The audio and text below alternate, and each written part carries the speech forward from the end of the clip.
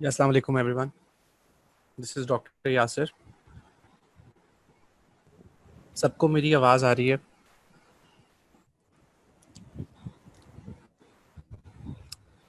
Ji, is it clear?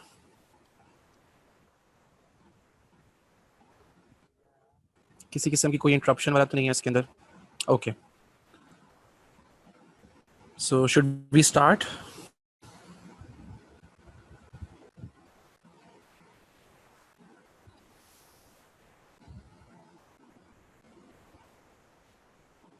I'm displaying the slides which we covered yesterday about calcium.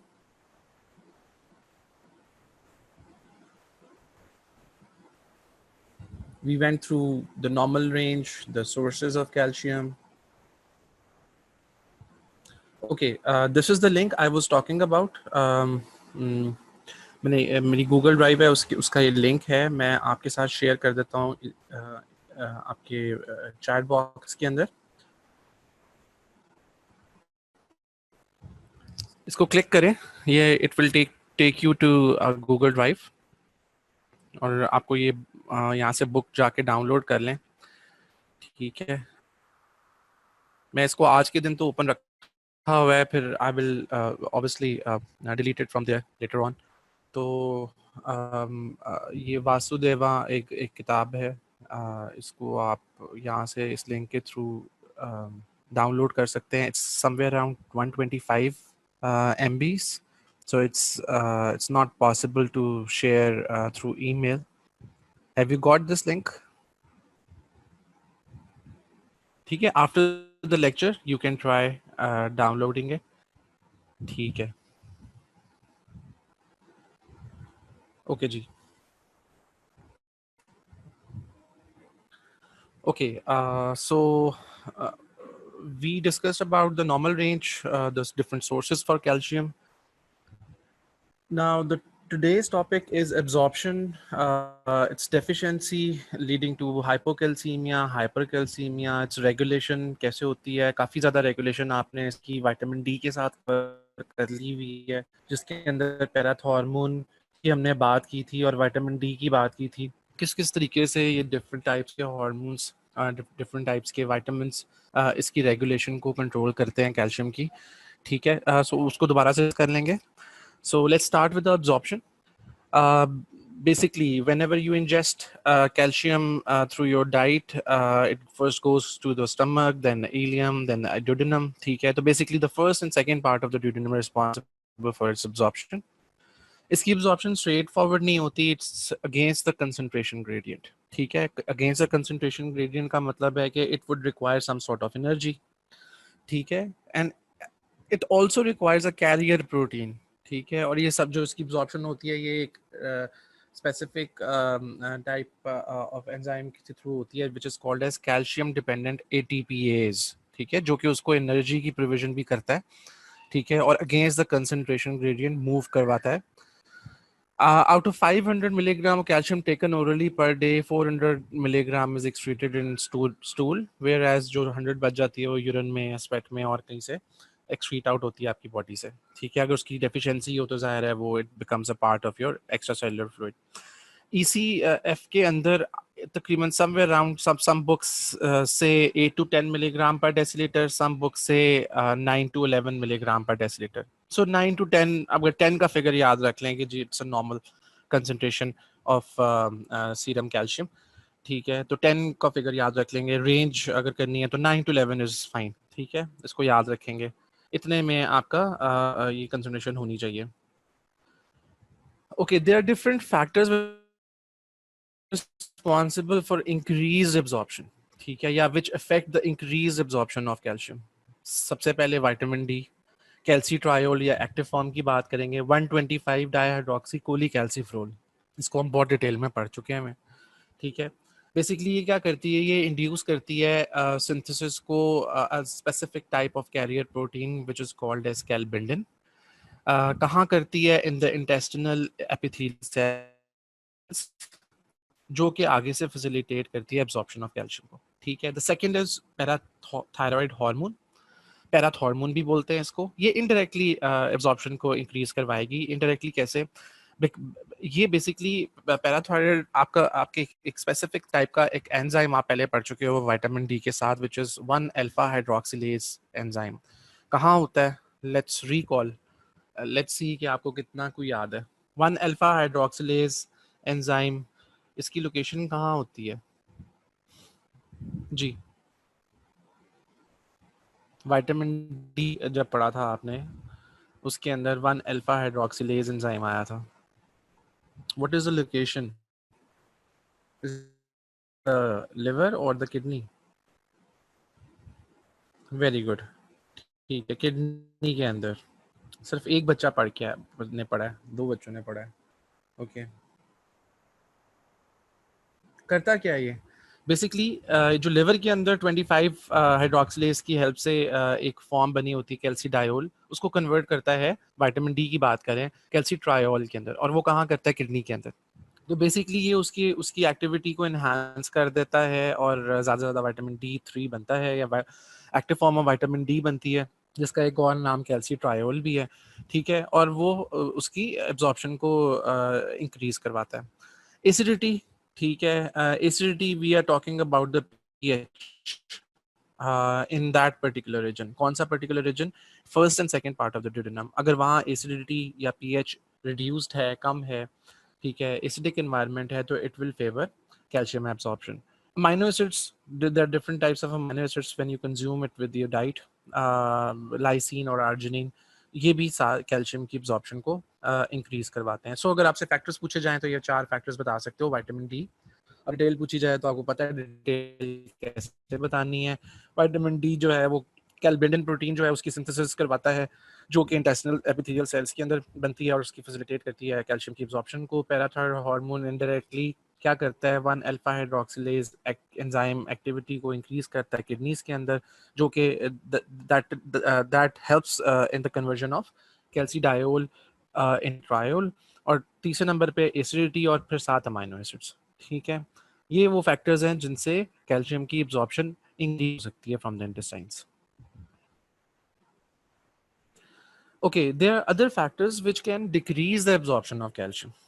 For example, phytic acid या phytate. ठीक है, कुछ खास किस्म की डाइट्स जिसमें होल ग्रेन या लेग्यूम्स आ जाते हैं, उनके अंदर फाइटिक एसिड बहुत ज़्यादा रिच होता है, उसके अंदर काफ़ी ज़्यादा एबंडेंस के अंदर होता है।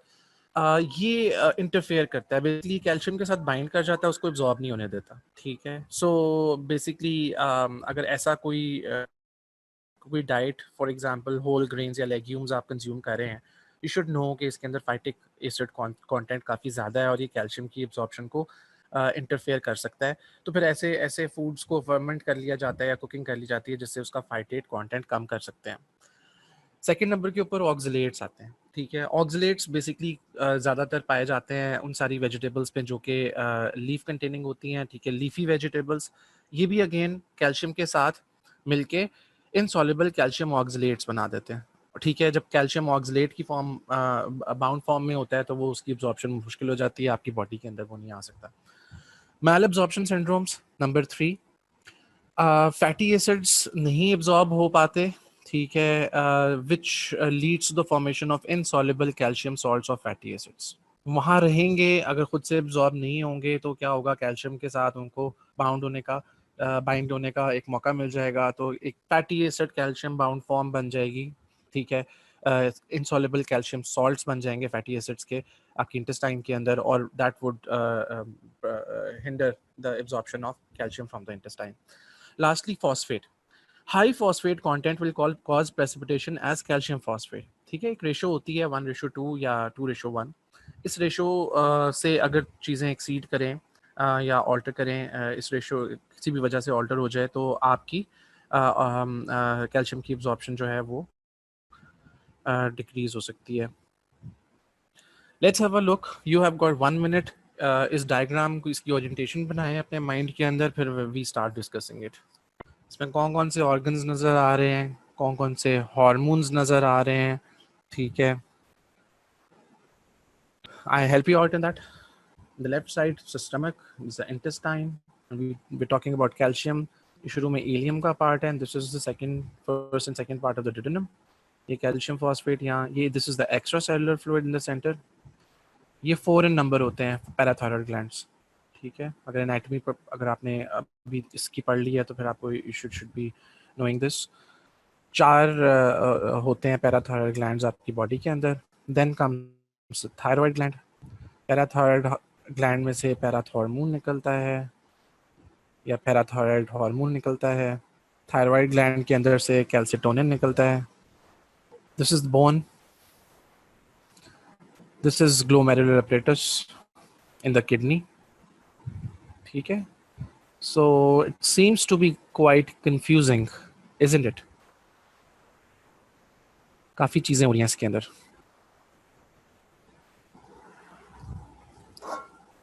सो you have got like 30 seconds more, इसकी ओरिएंटेशन बनाएं फिर हम इसको डिस्कस करते हैं। ये हम इसमें से काफ़ी बातें पहले विटामिन डी के केस में कर चुके हैं।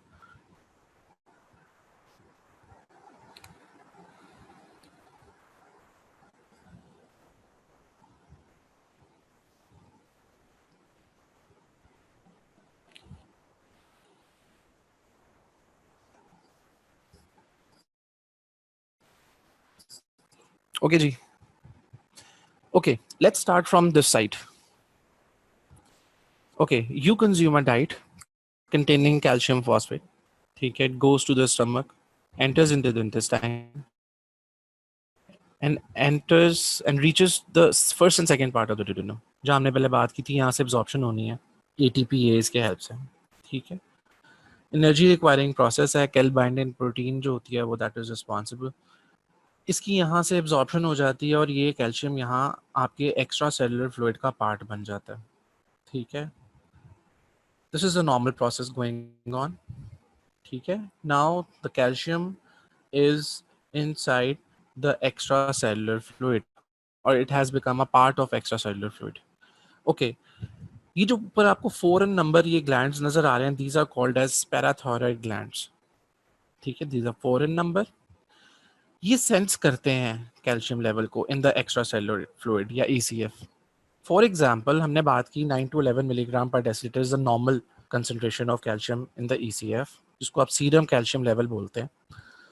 For example it has drop below that number, 7 पे आ गया है, 6 पे आ गया है, तो क्या होगा, ये जो इसकी डिक्रीज है कैल्शियम लेवल की, it will be right away sensed by these parathyroid glands. ठीक है, ठीक है, और ये एक्टिवेट हो जाएंगे due to the low calcium level in the extracellular fluid. The parathyroid glands will sense the decrease और एक्टिवेट होके रिलीज करेंगे पैराथॉर्मोन। पैराथॉर्मोन क्या करेगा? पैराथॉर्मोन के 2 काम है। एक तो काम ये है जो डायरेक्ट इन्फ्लुएंस कर सकता है वो इस डिक्रीज कैल्शियम को ओवरकम करने के लिए, it can go to the bone and it will release calcium from the bone. ठीक है, आपको पता है आपकी बोन के अंदर काफी कैल्शियम होती है। This is a long bone probably जो आपको डिस्प्ले में नजर आ रही है। ठीक है, सो यहाँ से रिलीज करवाएगा कैल्शियम और रिलीज करवा के दोबारा ले आएगा एक्स्ट्रा सेलुलर फ्लूइड के अंदर। ठीक है, मेरी आवाज क्लियर आ रही है सारों को? Can you hear me properly? Okay, so हम दोबारा से इसको कहते हैं कैल्शियम एब्जॉर्प्शन के बाद आता है एक्स्ट्रा सेलुलर फ्लूइड के अंदर। एक्स्ट्रा सेलुलर फ्लूइड के अंदर एक नॉर्मल कंसंट्रेशन मेंटेन रहनी चाहिए। अगर उस normal concentration calcium level low हो जाता है तो आपके पास नेचर ने आपको 4 ग्लैंड्स दिए हैं, 4 इन नंबर ग्लैंड दिया है, पैराथायरॉयड ग्लैंड्स। वो सेंस करते हैं इस लो कंसंट्रेशन ऑफ कैल्शियम को और एक्टिवेट हो जाते हैं। उनकी एक्टिवेशन से क्या होता है, पैराथॉर्मोन रिलीज होता है, जिसके 2 काम हैं। ठीक है, task number 1 is to release calcium from the bone और वहां से रिलीज करवा के दोबारा से एक्स्ट्रा सेलुलर फ्लूइड में उस कमी को पूरा करने के लिए ले आता है वापस। The second task is it regulates the conversion of 25 hydroxy cholecalciferol to 125 1 hydroxylase enzyme। याद आया जैसा अभी पीछे हमने बात की थी, विटामिन डी का था। ठीक है, और ये सब कुछ कहाँ हो रहा है, किडनी के अंदर। So it will have effect on 2 organs systems.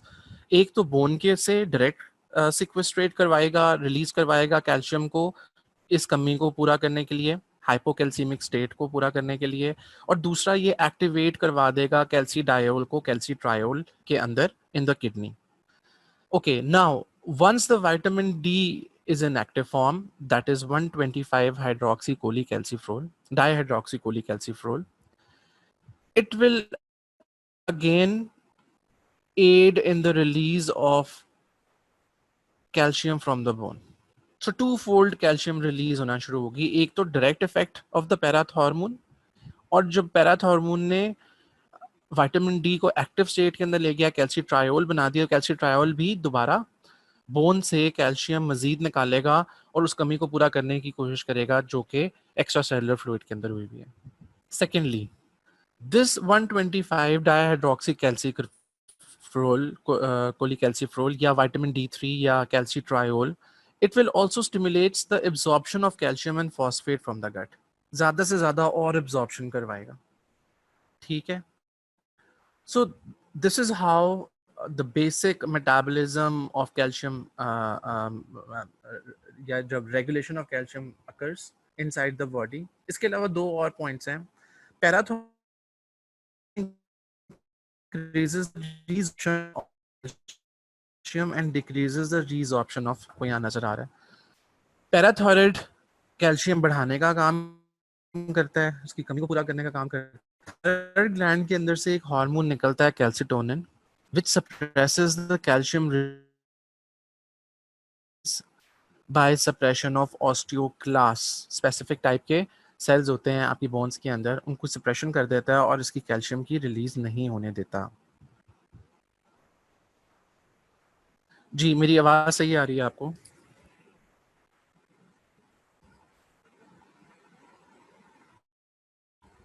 Is my voice clear to everyone?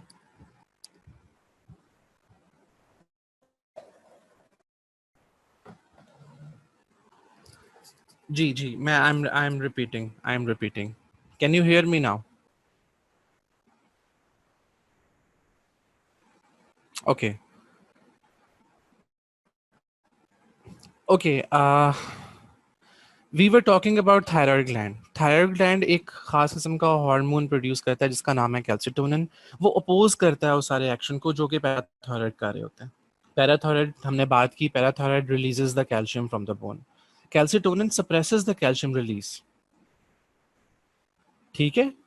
सो ये पॉइंट याद रखना है. ठीक है. Parathyroid will help in recovery of calcium from different sources. ठीक है. डायरेक्ट जो है वो बोन से निकालेगा कैल्शियम, और एक्स्ट्रा सेलुलर फ्लूइड में अगर कोई कमी हुई भी है, उसकी कंसंट्रेशन लो हुई है, उसको पूरा करने की कोशिश करेगा, और इसके साथ साथ कन्वर्जन करेगा कैल्सीडायोल की कैल्सीट्रायोल को, और वो आगे से वो भी वही काम करेगा. एक तो बोन से निकालेगा और साथ ही साथ वो इंटेस्टिनल ट्रैक्ट से भी उसकी एब्जॉर्प्शन को एनहांस कर देगा.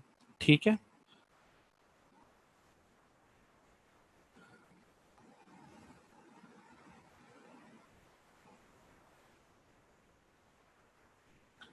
Okay ji. Absorption. Calcium is absorb from in inorganic form. ठीक है. ये जो जितनी भी हमने एब्जॉर्प्शन पढ़ी है अभी तक, ये इनऑर्गेनिक फॉर्म है, ऑर्गेनिक फॉर्म नहीं है. ठीक है. हमें पता है ये proximal parts of the small intestine, for example हमने first and second part of the duodenum की बात की, और हमने साथ ये बात की it's energy requiring process, because जो मेन ट्रांसपोर्ट मैकेनिज्म इन्वॉल्व होता है सारे प्रोसेस के अंदर वो एक्टिव ट्रांसपोर्ट का होता है. ठीक है. With the help of ATPase. Distal small intestine is absorbed bye passive और facilitated diffusion.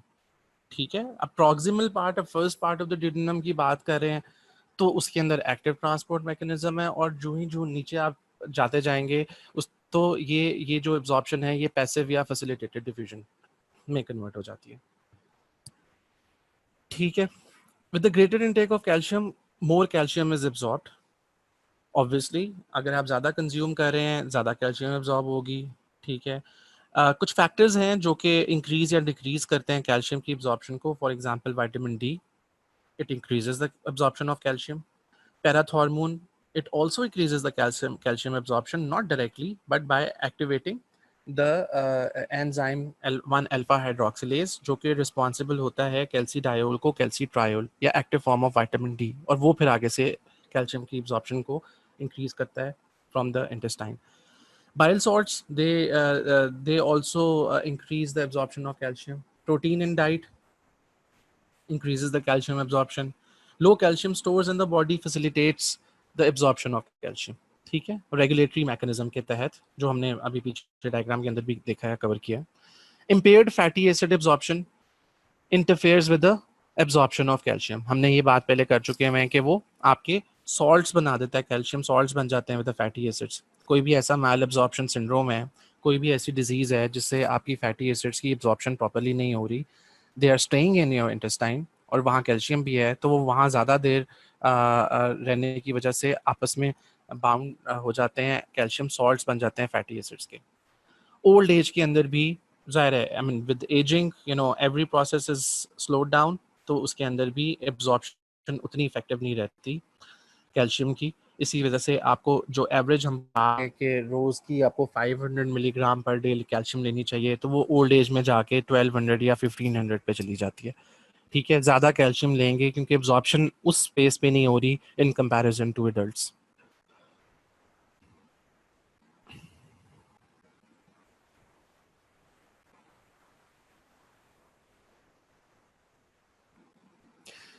Acha, okay. Rule number 10 asks the question, if distal part of the intestine absorbs calcium diffusion, then why calcium is not absorbed in distal part as saves energy? Because it has to pass through the proximal part first. ठीक है, अगर आपकी nature ने आपके body system में, ठीक है, I mean ये वही वाला क्वेश्चन है, I mean okay, I come to it later. आपका एक एक एक ट्रैक्ट है, जीआई ट्रैक्ट है, ठीक है, उसमें प्रॉक्सिमल पार्ट से पहले करना है, उसके अंदर एक सिस्टम है उसकी ट्रांसपोर्ट.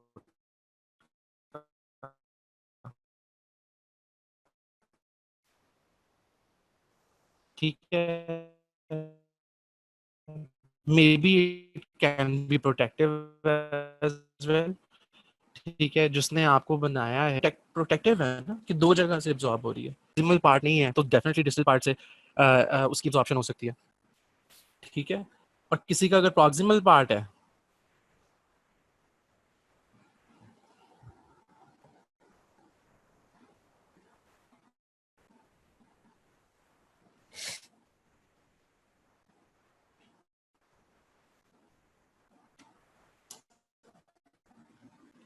जी मेरी आवाज़ आ रही है आपको बिल्कुल सही या नहीं आ रही?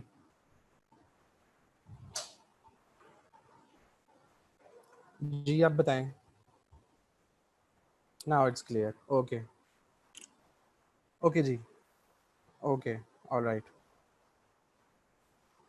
ओके, द क्वेश्चन वाज कि डिस्टल पार्ट से क्यों नहीं सारी की सारी एब्जॉर्प्शन हो जाती, प्रॉक्सिमल पार्ट से सिर्फ क्यों होती है? Because I mean there are two different processes going on in your body.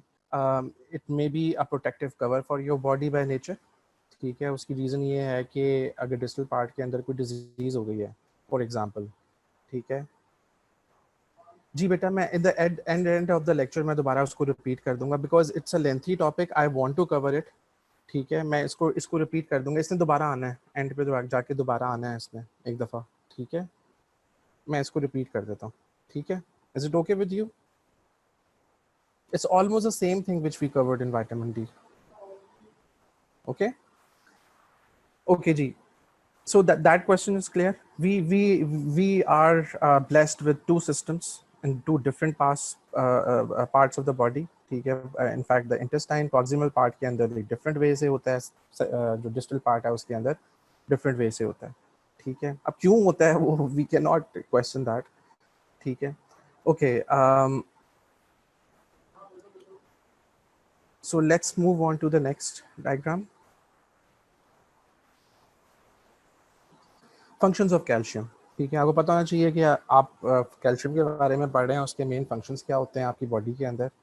Number one is development of bones and teeth, as we all no.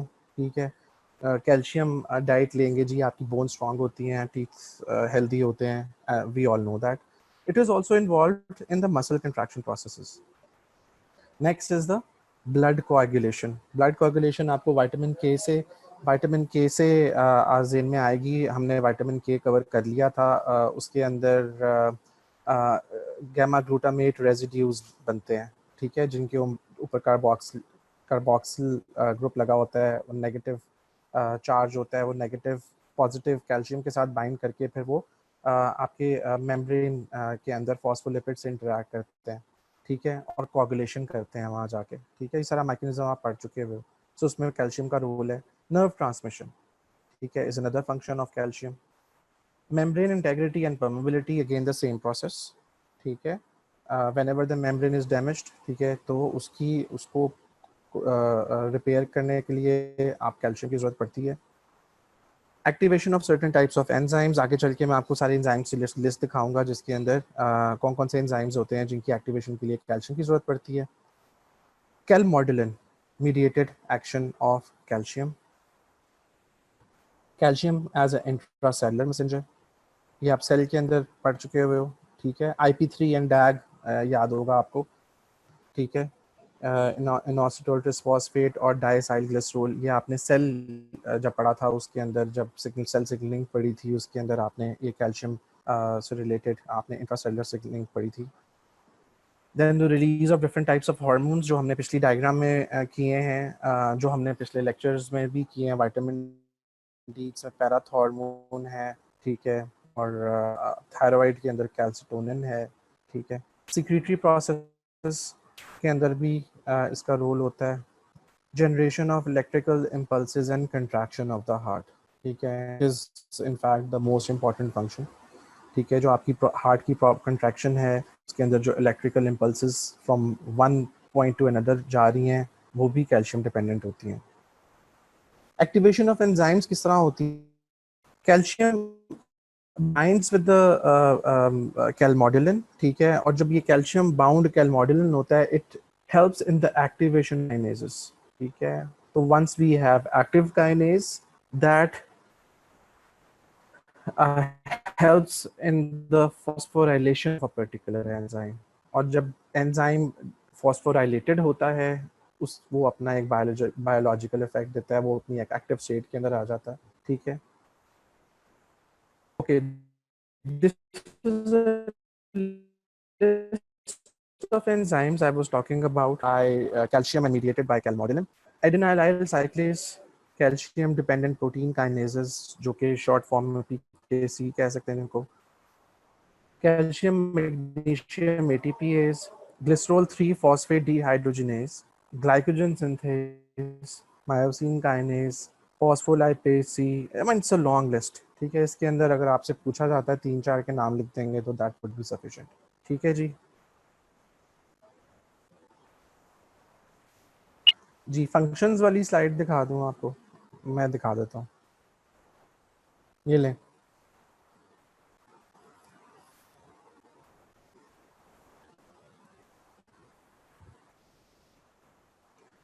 अच्छा, जब ऐसे क्यों पूछा जाता है आपको एक जनरलाइज, इतना आसान वैसे एमसीक्यू पूछा ऐसे क्यों पूछा नहीं जाता, मगर फिर भी पूछा जा सकता है, ठीक। अगर तो 1 नंबर का आएगा, 2 नंबर का आएगा, तो फिर तो आप ये 4-5 लिख दोगे, दैट इज इट। और अगर आपकी किस्मत बहुत अच्छी है, 5 नंबर का आ गया, तो फिर ये आपको सारे के सारे लिखने पड़ेंगे, ठीक है। सो इसको याद करना है जाके। ओके जी, मसल कंट्रैक्शन में क्या कैसे रोल प्ले करता है? It is responsible for the excitation and contraction of muscle fibers, ठीक है। कंट्रैक्शन और एक्साइटेशन का प्रोसेस आपके मसल फाइबर्स के अंदर होता है, ठीक है, जिसके अंदर से आपकी डिफरेंट टाइप्स की मूवमेंट है, आपकी मसल अपनी एक्टिविटी परफॉर्म करता है, ठीक है। एक ख़ास टाइप की कंट्रैक्टाइल प्रोटीन होती है जिसका नाम है ट्रोपोनिन सी, ठीक है, उसके साथ इंटरैक्ट करता है, ठीक है। The active transport system utilizing calcium binding protein in smooth endoplasmic reticulum is called calsequestrin, ठीक है। ये एमसीक्यू है, इसको इसी तरह ही स्टेटमेंट याद कर लीजिएगा, ठीक है। और कैल्शियम अगर डेफिशिएंसी हो जाए तो इट कॉजेज टेट। अब टेटनी का वर्ड सुना हुआ है पहले आप लोगों ने कि what is tetani? Any one of you have heard about the word tetany?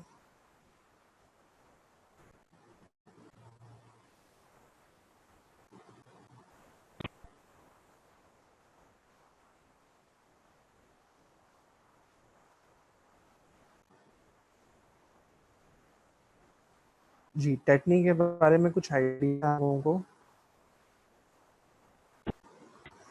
It is basically involuntary contraction of the muscles, ठीक है। जो इम्पल्स रेट होता है, जो नर्व इम्पल्सेस होती हैं वो एट अ फास्टर पेस काम करना शुरू कर देती हैं, ठीक है। ठीक है, ठीक है, सही है। इसके कुछ साइंस हैं वो हम आगे चल के पढ़ते हैं। बस आपको ज़हन में होना चाहिए कि calcium deficiency leads to a state called as tetany, involuntary muscle contractions.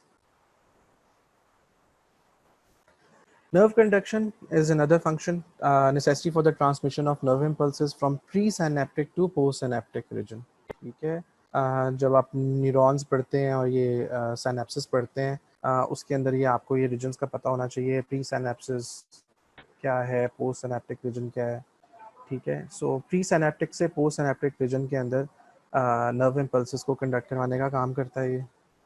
Secretion of hormones, calcium mediates secretion of different types of hormones, for example insulin, parathyroid hormone, calcitonin and vasopressin. Coagulation, हमने कुछ factors के नाम पढ़े थे, if you can recall from previous lecture vitamin K से, 2, 7, 9 and 10, if you can recall that. 2, 7, 9, 10 याद है आपको?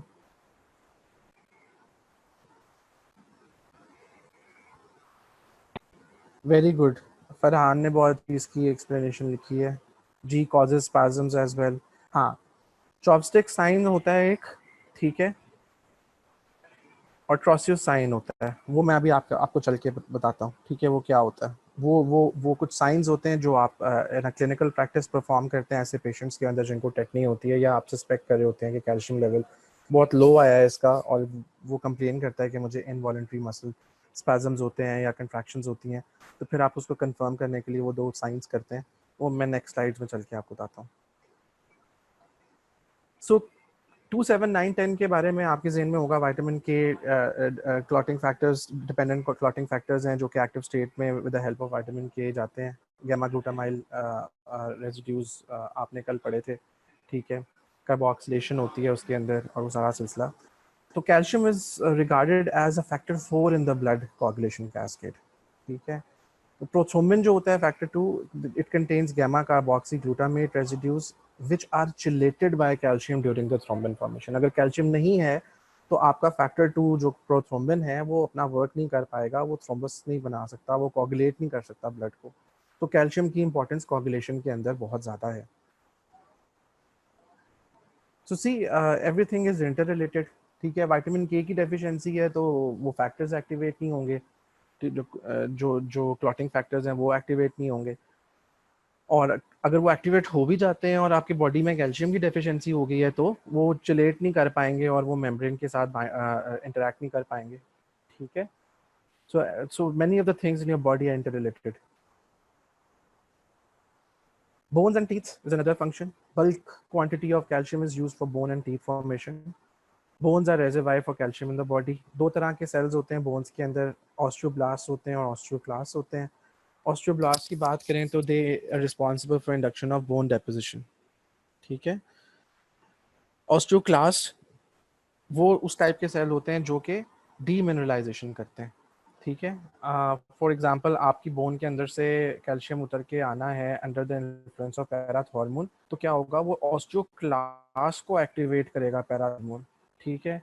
For example the calcium level is in low concentration in your body, ठीक है। सीरम कैल्शियम इज लाइक 7-6, हमने कहा 9 से लेके 11 तक नॉर्मल होता है मिलीग्राम पर डेसीलीटर, और वो 7 पे फॉल कर गया, टेटनी हो गई है उसको, आपने उसका सीरम कैल्शियम करवाया, वो तो काफ़ी लो आया, ठीक है। नॉर्मल बॉडी स्टेट के अंदर क्या होगा कि जब भी पैराथायरॉयड हार्मोन, पैराथायरॉयड ग्लैंड उसको सेंस करेंगे लो कैल्शियम लेवल को, वो बोन से रिलीज करवाएंगे कैल्शियम को with the help of osteoclast, ठीक है। ये बोन के अंदर कुछ सेल्स होते हैं जो कि एक्टिवेट होते हैं under the influence of para hormone, ठीक है, और वो डीमिनरलाइजेशन करेंगे बोन की, ठीक है। ज़ाहिर है मिनरल उतर रहा है ना बोन के ऊपर से, आपकी जो सीरम की कैल्शियम लेवल है उसकी कमी को पूरा करने के लिए, ठीक है। और ऑस्टियोब्लास्ट जो होते हैं वो जो कैल्शियम जाके लगाते हैं, जो मिनरलाइजेशन के लिए रिस्पॉन्सिबल होते हैं, ठीक है, बोन के ऊपर डेपोजिशन करते हैं कैल्शियम की या अदर मिनरल्स की, वो ऑस्टियोब्लास्ट कहलाते हैं।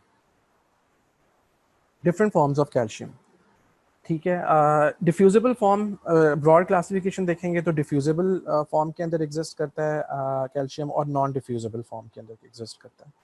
डिफ्यूजिबल में दो तरह की होती हैं, one is ionized form, the other one is complex form. Ionised form की बात करें तो basically it is the physiologically active form of calcium. Increase हो जाती है हाइपर पैराथायराइडिज्म के अंदर और डिक्रीज हो जाती है हाइपोपैराथायराइडिज्म के अंदर। अगर इस एक्टिव फॉर्म, ये जिसकी आयनाइज्ड फॉर्म की बात कर रहे हैं, अगर इसका लेवल 4.3 मिलीग्राम परसेंट से नीचे चला जाए, इसका नॉर्मल लेवल 5 मिलीग्राम परसेंट होता है, ठीक है। अगर इसका लेवल 4.3 मिलीग्राम परसेंट से नीचे चला जाए तो टेटनी हो जाती है। Next is complex form. It is complex form with plasma anions, ठीक है। जितने भी एनाइंस होते हैं आपकी बॉडी के अंदर, प्लाज्मा के अंदर, फॉर एग्जांपल सिट्रेट या फॉस्फेट, उसके साथ ये कंबाइन करके कॉम्प्लेक्स बनाती है, उसको आप बोलते हैं complex form. It is 1% only, 1 milligram percent. 5 milligram percent is ionized form, और कॉम्प्लेक्स फॉर्म इज 1% या 1 milligram percent only. Then comes a non diffusible form, जो डिफ्यूज नहीं हो पाती, इसकी फ्रैक्शन डायलाइज नहीं कर सकते आप, उसको अलग नहीं कर पाते। That is somewhere around 4 milligram per deciliter. We are talking about laboratory procedure, dialyzed out जो टर्म आई है यहाँ, ठीक है। लेबोरेटरी के अंदर जब आपका कैल्शियम लेवल चेक किया जाता है, उसके अंदर डायलाइज नहीं कर पाते उसको, ठीक है। That is somewhere around 4 milligram per decilitre, ठीक है। That is bound to proteins in the blood and is non diffusible, ठीक है। सो तीन तरह की फॉर्म्स हैं बेसिकली, जो सब क्लासिफिकेशन। वैसे अगर ब्रॉड क्लासिफिकेशन की बात करें, I am very disappointed, I check your question number 3 yesterday, आपके जो जो कल पेपर दिया आपने, क्वेश्चन नंबर 3 मैंने चेक किया आपका, जो कि दैट वाज रिलेटेड टू थैलेसीमियास। यार आई मीन क्या करते हो वैसे आप लोग, I mean you guys did not study at all, ठीक है। उस पर इतनी मेहनत करके पढ़ाया था सारा कुछ, ठीक है। आई नो कि थोड़ा कोर्स ज़्यादा था, मगर आपको करना चाहिए था उसको कवर, ठीक है। वो I mean most of the people have just written there are two forms, one is alpha thalassaemia, one is beta thalassaemia. तो उसके आगे ट्रेड्स बताने थे, कौन सा माइनर है, मेजर है, किस वजह से होता है। काफ़ी लोगों ने लिखा भी है, but most of them you know were not being able to. अब मैं यहाँ इसलिए ये मेंशन कर रहा हूँ कि अगर मैं आपको ये क्वेश्चन दूँ, for example as SCQ in next GT, के enumerate different forms of calcium, तो फॉर गॉड सेक सिर्फ डिफ्यूजिबल और नॉन डिफ्यूजिबल लिख के ना जान छुड़ा लेना, आपको ये पूरी डिटेल लिखनी होती है बेटा, ठीक है। So try to understand how to solve the questions, ठीक है। आपसे अगर एक ओपन एंडेड क्वेश्चन पूछ लिया गया है कि डिफरेंट फॉर्म्स ऑफ कैल्शियम बताएं, डिफरेंट टाइप्स ऑफ थैलेसीमियाज बताएं, तो यार उनकी सब टाइप्स भी बतानी है आपने, ठीक है। सिर्फ अल्फा थैलेसीमिया या बीटा थैलेसीमिया बता के जान नहीं छुटनी है आपकी। ये तो फिर जो नॉन डॉक्टर्स हैं उनको भी पता है अल्फा थैलेसीमिया है, तो एक एक एक थोड़ा जी हल्का थैलेसीमिया होता है, तो एक बड़ा थैलेसीमिया होता है। इस तरह की कॉमन लेमैन जो है, या नॉन डॉक्टर्स जितने भी जो जो मेडिकल फील्ड से नहीं है, वो गूगल से तो ये बेसिक बेसिक चीज़, आप में उनमें क्या फ़र्क है, आपको डिटेल आनी चाहिए, राइट। इसलिए आपको एग्जाम में पूछी जाती हैं चीज़ें, ठीक है, कि आपका डिफरेंस है ना, यू शुड बी डिफरेंट, ठीक है, from non non medical personals. Doctor बनने जा रहे हो तो आपको डिटेल पता होनी चाहिए। पेशेंट ही कल को आपसे पूछेगा, जी मुझे ये आया है ब्लड, ये मैंने टेस्ट करवाया है, ये आया है, आप एक्सप्लेन करें। उसको साइलेंट कैरियर है या वो पूरी पूरी फुल डिजीज़ है, फुल फ्लैश डिजीज़ है, आप कैसे एक्सप्लेन करोगे जब बेसिक्स का ही नहीं पता। उसको बताना पड़ेगा आपको आम जुबान में कि ये जीन्स हैं, दो तरह की होती हैं, एक जीन नहीं है आपके अंदर, ठीक है, ये आपको हेरिडिटरी नहीं आई, इस तरह करके आपको ये मौरूसी है, या इस तरह ये वर्ड्स यूज़ करने पड़ेंगे आपको। उसकी उसकी वो तभी कर पाओगे, ठीक है, जब आपको ये बेसिक नॉलेज होगा। So alpha thalassaemia and beta thalassaemia was not a satisfactory answer. Just like दोबारा मैं इसी वजह से इस स्लाइड के ऊपर इसके ऊपर एम्फेसाइज कर रहा हूँ, अगर मैं आपसे पूछूं, या कोई भी क्वेश्चन आपसे कभी भी ये पूछा जा सकता है in final exams as well, enumerate different forms of calcium, तो डिफ्यूजिबल नॉन डिफ्यूजिबल कह के नहीं जान छुड़ानी प्लीज, फॉर गॉड सेक, ठीक है। आपको आगे पता होना चाहिए डिफ्यूजिबल के अंदर आयनाइज्ड फॉर्म है, ठीक है, कितने मिलीग्राम परसेंट होती है, और वो एक्टिव फॉर्म होती है, इतना तो कम से कम आयनाइज्ड फॉर्म के बारे में बताएंगे। कॉम्प्लेक्स फॉर्म को कॉम्प्लेक्स फॉर्म क्यों कहते हैं? क्योंकि वो प्लाज्मा एनाइंस के साथ कॉम्प्लेक्स बनाती है, ठीक है। उसमें सिट्रेट, फॉस्फेट या किसी और एनाइन की एग्जांपल दे सकते हैं। और फिर अपनी नॉन डिफ्यूजिबल की हेडिंग डालेंगे, और उसके अंदर आपको पता होना चाहिए कि जो प्रोटीन्स के साथ बाउंड फॉर्म होती है उसको हम नॉन डिफ्यूजिबल फॉर्म, क्योंकि वो प्रोटीन बाउंड होती है, ठीक है। और आपको इतना पता होना चाहिए कि वो 4 मिलीग्राम पर डेसीलीटर या 4 मिलीग्राम परसेंट होती है, ठीक है। So I should I expect to write all these points if ever you are asked a question related to different forms of calcium?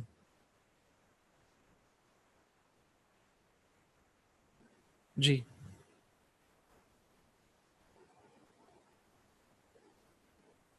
जी बेटा। Ahmed Raza would answer like this. Anyone else?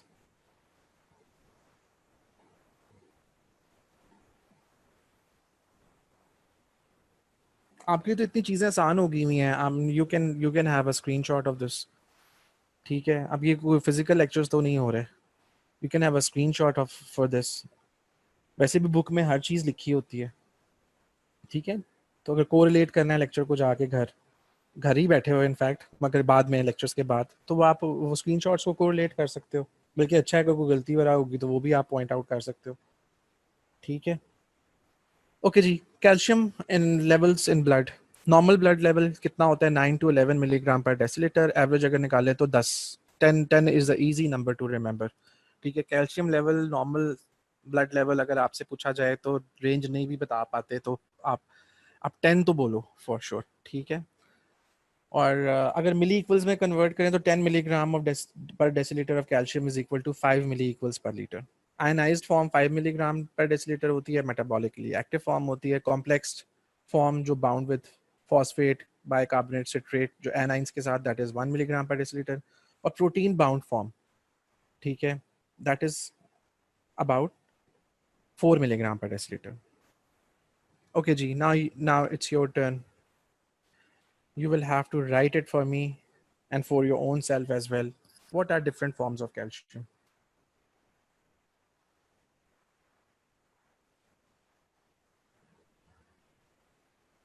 What are different forms of calcium?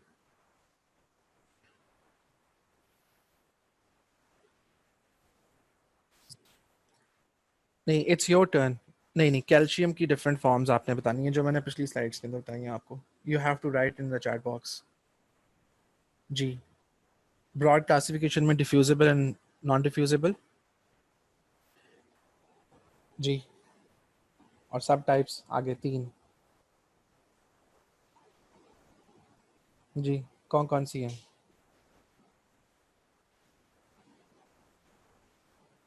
Ionised form, complex form and third one protein form, ठीक है जी।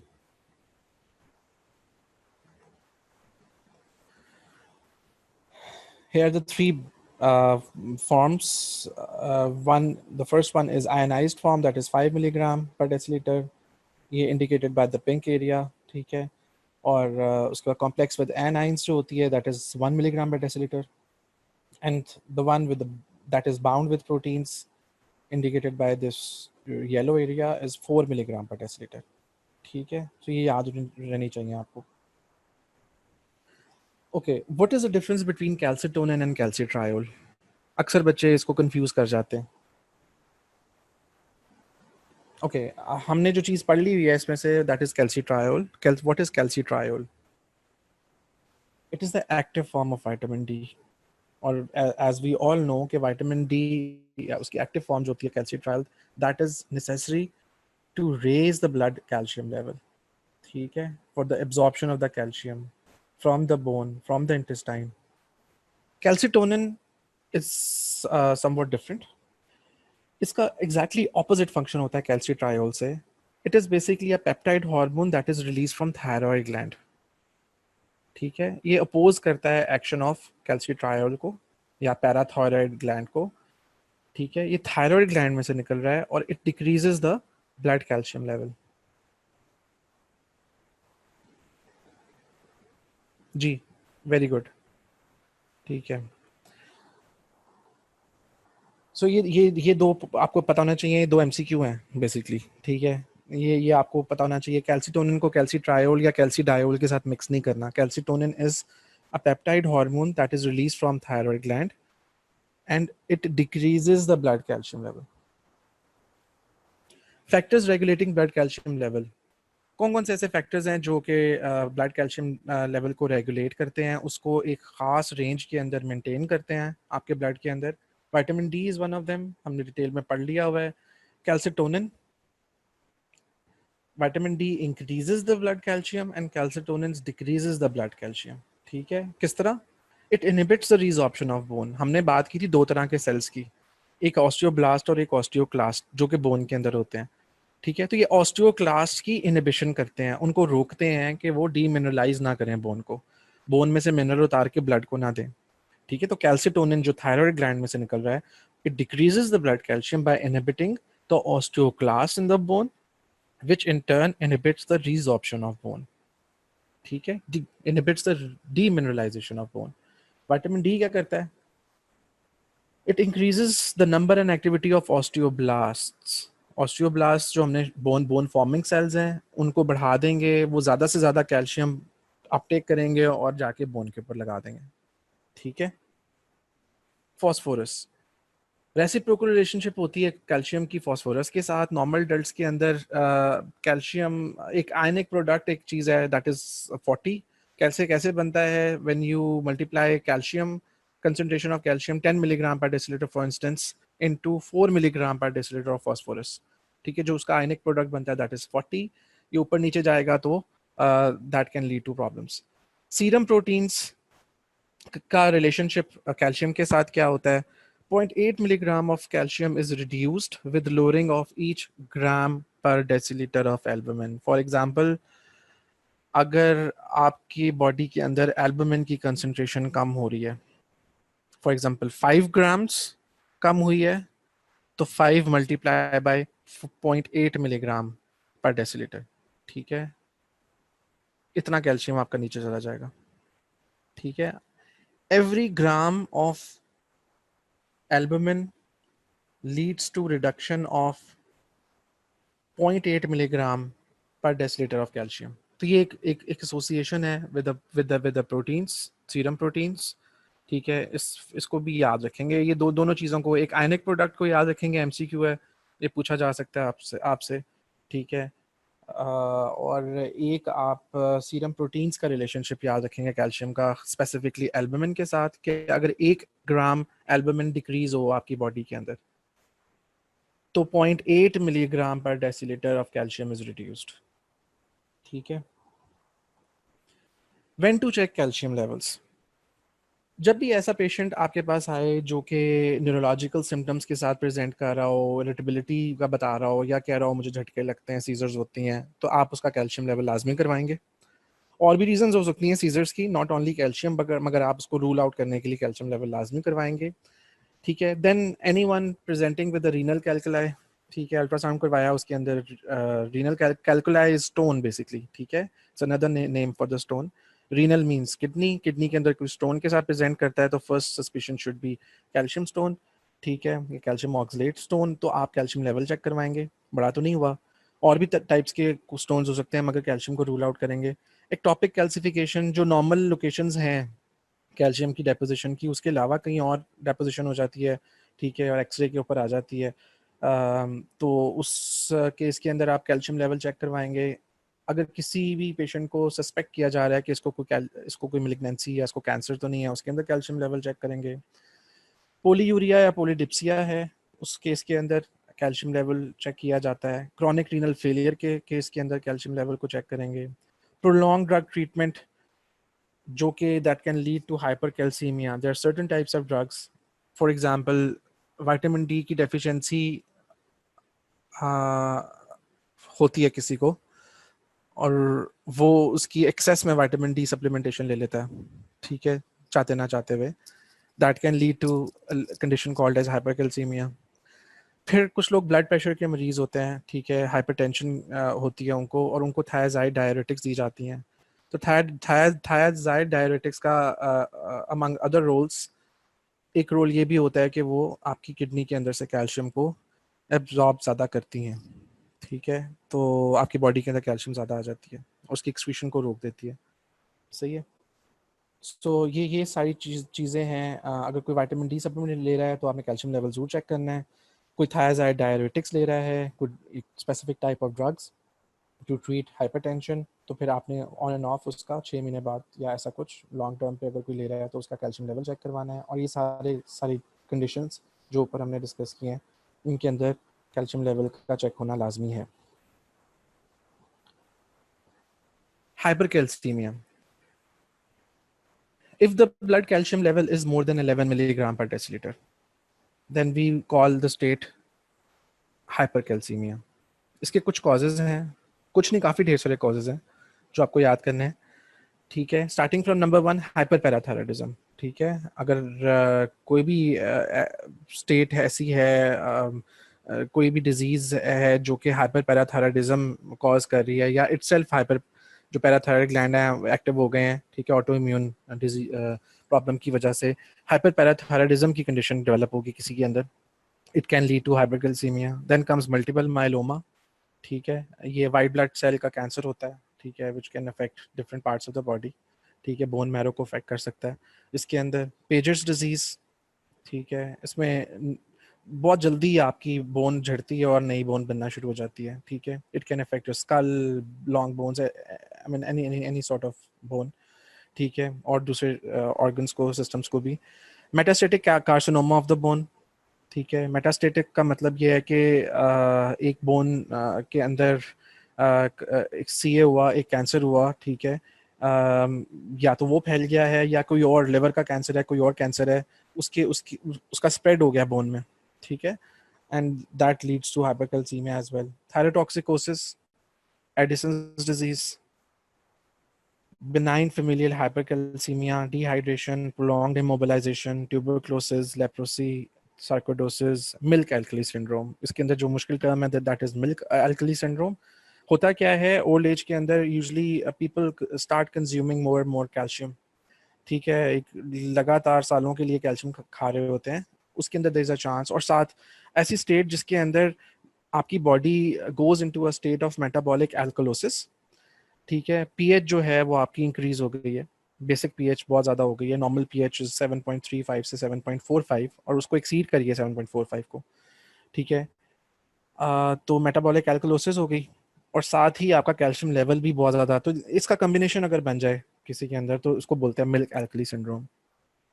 There are different types of drugs which can lead to hypercalcemia: thiazide diuretics, excess vitamin D or vitamin A, excess calcium given IV, lithium therapy जो कि bipolar disorders या psychiatric disorders काफ़ी में use होता है, ठीक है, it's a drug, इसकी थेरेपी। then comes theophylline, ठीक है, theophylline is again beta agonist drug used for the asthma patients, ठीक है। सो ये ड्रग्स हैं, इनके नाम याद करने हैं आपने और ये कॉजेज याद करने हैं, ठीक है। अगर आपसे पूछा जाता है, ये पूछ लिया जाता है हाइपरकैल्सीमिया के and list the causes, 5 causes या 4 कॉजेज ऑफ हाइपरकैल्सीमिया, ठीक है, तो ये आपको बताने हैं उसकी हेडिंग के अंदर।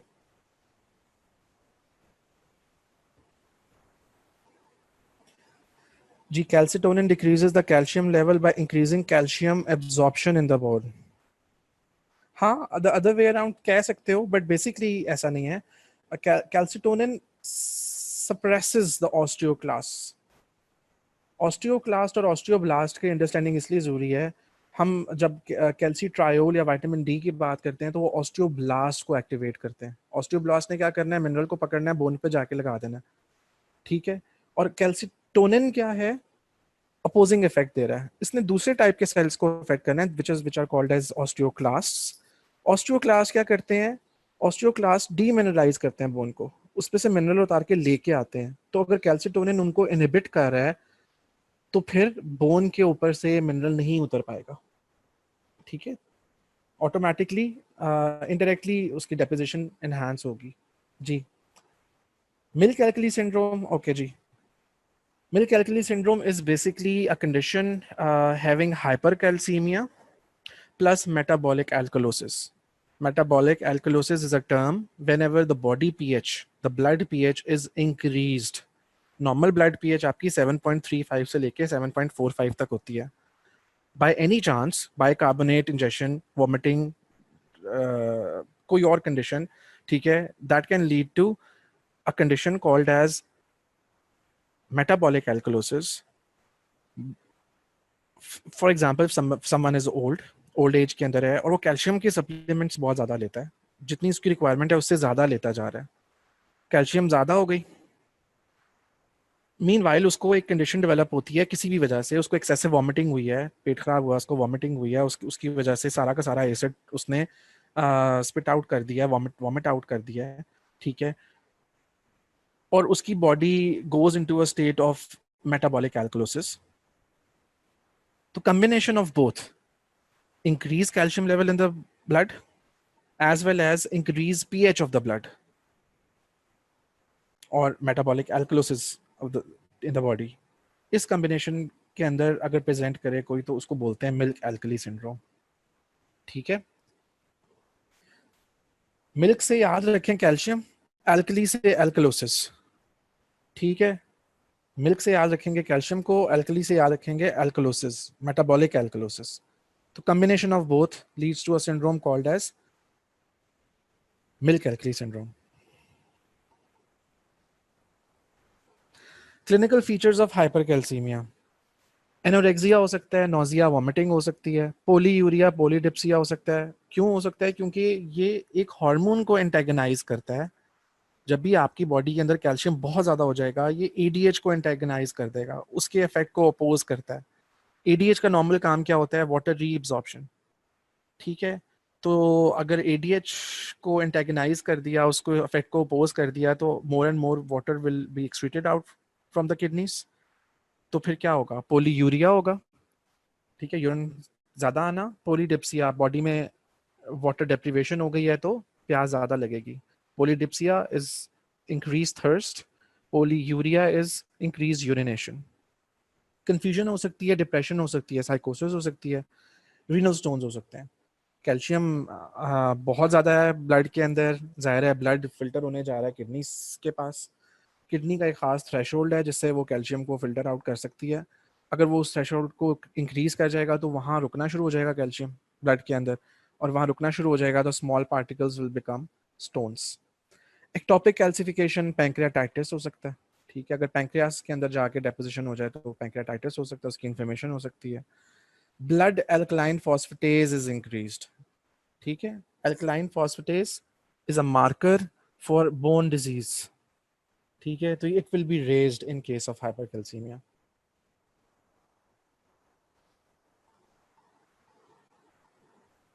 ओके जी, hypocalcaemia. Hypocalcemia is the serum calcium level whenever it is below 8.8 milligram per deciliter. ठीक है, हमने बात की थी 9 to 11 is normal. तो अगर 8.8 मिलीग्राम पर डेसिलीटर से लो हो जाए आपका कैल्शियम लेवल, कौन कौन सी कंडीशंस में हो सकता है? बहुत लंबी चौड़ी लिस्ट है हाइपोकैल्सीमिया की. ठीक है, अगर आपसे सारा नहीं याद हो पाता फॉर एग्जांपल, तो आप बेसिकली ये जो मेन हेडिंग्स हैं ये याद कर लोगे, दैट वुड बी सफिशिएंट. अब डेफिशिएंसी ऑफ कैल्शियम तो नहीं लिखोगे, इसमें कोई एक पॉइंट याद रखें, एक्यूट पैंक्रेटाइटिस याद रख लो. ठीक है, so I read it for you. Deficiency of vitamin D, decrease exposure to sunlight की वजह से हो सकता है. मैल एब्जॉर्प्शन या डाइटरी डेफिशिएंसी की वजह से हो सकता है. हेपेटिक डिजीजेस के अंदर प्रॉब्लम हो सकती है. हमने सारा प्रोसेस पढ़ा हुआ है विटामिन डी का.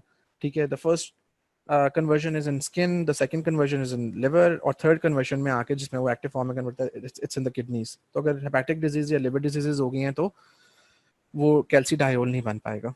ठीक है, decreased renal synthesis of calcitriol, kidney की कोई प्रॉब्लम चल रही है, एक्टिव फॉर्म नहीं बन पाती. नेफ्रोटिक सिंड्रोम, बाइंडिंग प्रोटीन जो होती है वो लॉस्ट हो जाती है. Anti convergent therapy. ठीक है, ये जो आपके आपके सीजर्स के लिए जो ड्रग्स दिए जाते हैं, एपिलेप्सी के लिए जो ड्रग्स दिए जाते हैं, वो भी डेफिशिएंसी करवाते हैं विटामिन डी की. डेफिशिएंसी ऑफ पैराथायराइड, हाइपोपैराथायराइडिज्म प्राइमरी और सेकेंडरी, स्यूडो हाइपोपैराथायराइडिज्म. ठीक है, फॉल्स हाइपोपैराथायराइडिज्म. ठीक है, ट्रांजिएंट स्टेट के अंदर होता है, ट्रू हाइपोपैराथायराइडिज्म नहीं होता. Due to under the influence of some other disease for the time being hypoparathyroidism होता है. ठीक है, लॉन्ग रन में चल के वो नॉर्मलाइज हो जाती हैं चीज़ें, it's not permanent. Increase calcitonin, medullary carcinoma of the thyroid, ectopic secretions of tumours, उसके अंदर कैल्सिटोनिन इंक्रीज हो जाएगा। कैल्सिटोनिन ने अपोज करना है, ठीक है ना। बोन जो सोर्स, मेन सोर्स है कैल्शियम की, जब भी कभी कैल्शियम डेफिशिएंसी होती है आपके सीरम के अंदर, तो बोन से मिनरल टूट के आता है, कैल्शियम टूट के आता है under the influence of parathormone. तो अगर ऐसा कोई कार्सिनोमा हो जाए जो कैल्सिटोनिन को इंक्रीज कर दे, तो क्या होगा, वो ऑस्टियोक्लास्ट को एक्टिवेट करेगा, को डिप्रेस करेगा, डिक्रीज करेगा उनकी एक्टिविटी को, और आपकी बोन में से कैल्शियम नहीं रिलीज हो पाएगा। डेफिशिएंसी ऑफ कैल्शियम इंटेस्टिनल मैलअब्जॉर्प्शन में हो सकती है, एक्यूट पैंक्रेटाइटिस में हो सकती है, infusion of agents complexing with calcium हो सकती है, alkalosis decreasing ionized calcium. Deficiency of magnesium is also thought to be related with a condition called as hypocalcemia. Increase phosphorus level हो जाए बहुत ज़्यादा, रीनल फेलियर में, फॉस्फेट इन्फ्यूजन में, renal tubular acidosis में, उसके अंदर हाइपोकैल्सीमिया हो सकता है। और हाइपो एल्बुमिनीमिया, अगेन मुझे ये बताएंगे, अभी मैंने आपको एक दो स्टेटमेंट्स बताई थी, कितना एल्बुमिन कम हो, क्या रिलेशनशिप है कैल्शियम की एल्बुमिन के साथ? जी जी, पर ग्राम ऑफ एल्बुमिन कितना कैल्शियम रिड्यूस होता है? अगर आपकी बॉडी के अंदर, जी वेरी गुड, वेरी गुड, ठीक है। हाँ, 1 ग्राम ऑफ एल्बुमिन अगर कम हुआ है आपकी बॉडी के अंदर, तो 1 milligram per decilitre of calcium will be reduced. तो फिर ऐसी कोई भी state that can which leads to a condition called as hypoalbuminemia, साथ साथ कैल्शियम को भी डिक्रीज करती जाएगी, ठीक है। क्लिनिकल फीचर्स, हाइपोकैल्सीमिया के मसल क्रैम्प्स हो सकते हैं, पैरेस्थीजियाज हो सकते हैं, abnormal sensation specially in fingers, tickling वो हो सकती है, आपको टिंगलिंग हो सकती है, ठीक है, आपको pin needles and pin sensations हो सकती हैं, न्यूरोमस्कुलर इरिटेबिलिटी या मसल ट्विचिंग्स हो सकती है, टेटनी हो सकती है जिसके अंदर श्वार्ट्ज़ साइन आ सकता है, ट्रॉसिस साइन आ सकता है। चॉस्टिस साइन क्या होता है? चॉस्टिक साइन इज बेसिकली आपके आपके फेस के ऊपर फेशियल नर्व की डिस्ट्रीब्यूशन, फेशियल नर्व है ना, ठीक है, उसके डिफरेंट एरियाज हैं जो आपके फेस के ऊपर सप्लाई करती है, उसके ऊपर आप टैप करते हो फिंगर के साथ, टैप करते हो तो मसल कंट्रैक्शन बढ़ जाती है, ठीक है। ट्रॉसिस साइन क्या होता है? आप blood pressure cuff around the biceps, आप जिस तरह नॉर्मल ब्लड प्रेशर लेते हैं, 3 मिनट्स के लिए आप उसको कफ उसको इन्फ्लेट करके रखते हैं, तो क्या होता है, आपका एक कार्पोपेडल स्पाज्म हो जाता है, ठीक है। कार्पोपेडल स्पाज्म में एक तस्वीर दिखाता हूँ, आपको आइडिया हो जाएगा कार्पोपेडल स्पाज्म कैसा होता है। That is due to the deficiency of calcium. Seizures हो सकती हैं, ब्रेडिकार्डिया हो सकता है, और अगर ईसीजी के ऊपर चेंजेस देखें तो प्रोलॉन्ग क्यूटी इंटरवल हो जाएगा, ठीक है। This is a very important finding. आपको एमसीक्यू और अगर पूछा, एससीक्यू एमसीक्यू में पूछा जाए क्लिनिकल सिनेरियो के अंदर, तो उसके अंदर ये पूछा जा सकता है कि they will be prolong QT interval, ठीक है। तो आपके जहन में आना चाहिए hypocalcemia. This is the carpopedal spasm. अगर आपने ब्लड प्रेशर कफ लगाई किसी को और उसको इन्फ्लेट किया फॉर 3 मिनट्स, इन्फ्लेट ही रखें, छोड़े नहीं, तो ये पोस्टर बन जाएगा। दिस इज कॉल्ड एज, ये ठीक है, फ्लेक्शन हो गई है इसकी रिस्ट के ऊपर, और हाथों की भी फिंगर्स को आप देखें नॉर्मल पोस्टर, ठीक है। This is called as carpopedal spasm. Excretion देखें कैल्शियम की कैसे होती है। एक्सक्रीशन इज तकरीबन 500 मिलीग्राम कैल्शियम अगर अगर ओरली पर डे ली जाए तो 400 तो स्टूल में निकल जाएगी, 100 यूरिन में या किसी और के अंदर, स्वेट में भी हो सकती है, जा सकती है, ठीक है। हाँ, अगर कमी हुई हुई है तो जाहिर है ये सब की सब एक्सक्रीट आउट नहीं होगी, इसमें से एब्जॉर्ब होगी, ठीक है, और आपका एक नॉर्मल जो ब्लड लेवल है 9 to 11 वो मेंटेन होगा। Excessive sweating also results in appreciable loss of body calcium. Toxicity अगर उसकी हो जाए तो डिफरेंट आपकी वेसल्स इन्वॉल्व हो सकती हैं, उनके अंदर कैल्सिफिकेशन हो सकती है, वहाँ जाके कैल्शियम वहाँ जम सकती है, उनको ब्लॉक कर सकती है। एयोर्टा जिसके अंदर से एक है रेनल आर्टरी हो सकती है, और उनकी माल फंक्शनिंग, उसके अंदर ब्लड फ्लो ऑब्वियसली उस स्पेस पे नहीं जाएगा जिस जिस स्पेस पे आइडली उसको फ्लो करना चाहिए, ठीक है। और रीनल स्टोन्स भी हो सकते हैं। डेफिशिएंसी से आपने विटामिन डी रिलेटेड डेफिशिएंसी अगर हो जाए, अगर किसी के विटामिन डी की डेफिशिएंसी है, that can lead to rickets बच्चों के अंदर। और अगर अगर बड़ों के अंदर बात करें तो that the condition called is osteomalacia. Old age के अंदर अगर आप विटामिन इसकी मिनरल की बात करें, कैल्शियम की डेफिशिएंसी की, तो ऑस्टियोपोरोसिस इज द टर्म, ठीक है। यूजली 40-45 के बाद ये शुरू होती है। होता क्या है इसके अंदर, the calcium absorption is reduced and calcium excretion is increased, so there is a net negative balance for calcium, ठीक है। और ये ओवरऑल प्रोसेस रिफ्लेक्ट कैसे होता है, अगर आपको एक सिंगल वर्ड के अंदर उसको एक्सप्लेन करना है, तो there is a process of demineralisation of the bone, ठीक है। 60 साल की उम्र में जाके बहुत ज़्यादा एक्सट्रीम पे चली जाती है। इसी वजह से जो ओल्ड एज में जाते हैं लोग 50 प्लस पे या 60 के पास, उनको एडवाइजेबल होता है कि उनको उनको कैल्शियम सप्लीमेंट्स लेने होते हैं with in that normal range पर मिलीग्राम पर डेसीलीटर, जो पर डे के लिहाज से, जो आरडीए के लिहाज से, ठीक है। ये आपने पहले देखा हुआ है साइंस ऑफ रिकेट्स, ठीक है। ये आप देखें 35 के अंदर स्पाइन नॉर्मल कर्वेचर, 55 के आसपास पहुंच के थोड़ा सा कर्वेचर ऑल्टर हो रहा है, और 65 के बाद जिनके अंदर कैल्शियम की डेफिशिएंसी होती है और ऑस्टियोपोरोसिस होती है, ये देखें बल्ज आ गया, ठीक है, फॉरवर्ड बेंड आ जाता है। So this can be a result of osteoporosis at the age of 65, अगर आप प्रॉपर कैल्शियम यूटिलाइज नहीं करते, उसको कंज्यूम नहीं करते। डेली रिक्वायरमेंट देख लें, डेली रिक्वायरमेंट देख लें, दैट इज एडल्ट के अंदर 500 मिलीग्राम पर डे है। चाइल्ड के अंदर रिक्वायरमेंट ज़्यादा होती है, that is somewhere around 1200 milligram per day. और प्रेगनेंसी के अंदर या लैक्टेशन में और ज़्यादा बढ़ जाती है, that is 1500 milligram per day, ठीक है। So we are ending lecture over here, ठीक है, ऑन दिस स्लाइड। इसको मैं फिर थोड़ा सा दोबारा रिवाइज कर दूंगा। एज अगर 50 के आसपास की बात की जाए, 1500 milligram per day plus vitamin D is recommended. Vitamin D is somewhere around 20 milligram per day, ठीक है। So 15 milligram, 1500 milligram per day plus vitamin D 20 milligram per day is recommended above the age of 50 years.